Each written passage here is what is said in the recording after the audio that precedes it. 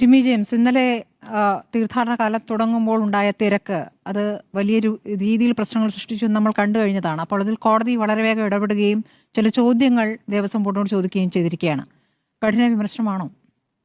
കോടതി പറയേണ്ട സാഹചര്യത്തെക്കുറിച്ചിട്ട് ആലോചിച്ചുകൊണ്ട് നമുക്ക് തുടങ്ങാം വിഷയം. ഇന്നലെ മല കയറുന്നതിനിടയിൽ മരിച്ചുപോയ ഒരു സ്ത്രീ, കൊയിലാണ്ടി സ്വദേശി സാദി, അതാണ് ഇന്ന് ശബരിമലയിലെ ആദ്യത്തെ കാഷ്വാലിറ്റി ആയിട്ട് ശബരിമലയിൽ സംഭവിച്ചത്. മല കയറുന്നതിനിടെ ഇടയ്ക്കുണ്ടായ അപകടമാണ്. ശബരിമലയിൽ അങ്ങനെ ഒരു തീർത്ഥാടകൻ മരിച്ചാൽ 30,000 രൂപയാണ് സംസ്ഥാന സർക്കാർ കൊടുക്കുക. അതിന് കേരളത്തിന് പുറത്തുള്ള ആളെങ്കിൽ 1,00,000 രൂപ വരെ അവരെ ബോഡി വീട്ടിലെത്തിക്കാനായിട്ടൊക്കെ കൊടുക്കും. ഈ സ്ത്രീക്ക് എന്താ സംഭവിച്ചെന്നറിയോ? ഈ ബോഡി നേരെ പമ്പയിലെത്തിക്കുന്നു. പമ്പയിലെത്തിച്ച ശേഷം അവിടുന്ന് നേരെ പത്തനംതിട്ടയ്ക്ക് കൊണ്ടുപോകോളാൻ പറയുന്നു. സർക്കാർ ആംബുലൻസ് തന്നെയാണ് പത്തനംതിട്ടയിൽ കൊണ്ടുവന്നു. അവിടെ ചെന്ന് കഴിയുമ്പോൾ പത്തനംതിട്ട ജില്ലാ സംവിധാനത്തിൽ ആശുപത്രി ഉദ്യോഗസ്ഥർ കൈ മലർത്തുകയാണ്. അത് ഞങ്ങൾക്ക് എന്താ ചെയ്യാൻ അറിയില്ല. അപ്പോൾ തന്നെ CPM ജില്ലാ സെക്രട്ടറി വിളിക്കുന്നു. അദ്ദേഹം പറഞ്ഞ് ഇടപെടാമെന്ന് പറയുന്നു. കാത്തിരിക്കുന്നു. അവസാനം സ്വന്തം നിലയ്ക്ക് ആംബുലൻസും ഫ്രീസറും ഏർപ്പാടാക്കി ഈ മരിച്ച സതിയുടെ ബന്ധുക്കൾ മൃതദേഹം കൊയിലാണ്ടിലേക്ക് കൊണ്ടുപോയി. ശബരിമലയിൽ ഇന്നലെ നടന്ന സംഭവമാണ്.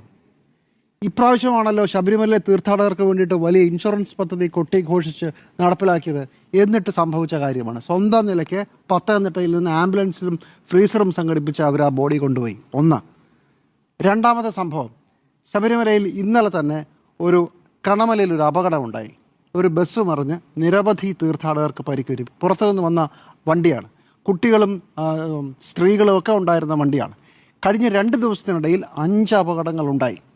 ഈ കണമലയിലെ അപകടമുണ്ടായപ്പോൾ ഈ ബസ് പൊക്കിയെടുക്കാൻ ക്രെയിൻ കൊണ്ടിരുന്നതിൽ ഒരു ചെറിയ കാലതാമസം ഉണ്ടായി എന്നാണ് ഞാൻ അന്വേഷിച്ചപ്പോൾ മനസ്സിലായത്. എന്താണ് കാര്യമെന്നറിയാമോ? MVD ഉദ്യോഗസ്ഥരുടെ ആ വകുപ്പിൻ്റെ കയ്യിൽ നിന്ന് ഒരു സേഫ് സോൺ പദ്ധതിയുണ്ട്. എത്രയോ കാലമായി ശബരിമലയിൽ നടക്കുന്നതാണ്. ശബരിമലയിലേക്കുള്ള വഴികൾ മുഴുവൻ സുരക്ഷിതമാക്കുക, ഈ വാഹന ഗതാഗതം സുഗമമാക്കുക, എന്തെങ്കിലും അപകടമുണ്ടെങ്കിൽ അപ്പോൾ തന്നെ സഹായിക്കുക. ഇപ്പോൾ വണ്ടി പഞ്ചറായി അപ്പോൾ തന്നെ മെക്കാനിക്കലുമായിട്ട് അവിടെ പറന്നെത്തി ആ വണ്ടി നന്നാക്കുക. ഇങ്ങനെയുള്ള വിപുലമായ സംവിധാനമാണുള്ളത്. ഇത്തവണയും ഈ സേഫ് സോൺ പദ്ധതിക്കായിട്ട് കൺട്രോൾ റൂമുകളും തുറന്നതാണ്.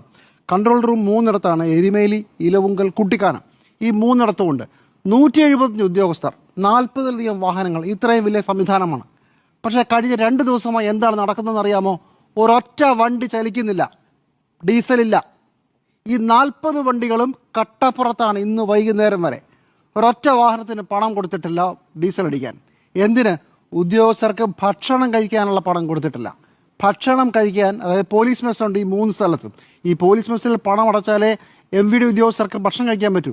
അത് കൊടുത്തിട്ടില്ല. അതുകൊണ്ട് ഈ 120 ഉദ്യോഗസ്ഥരിൽ ബഹുഭൂരിപക്ഷം ആളുകളെയും പോസ്റ്റ് ചെയ്തെങ്കിലും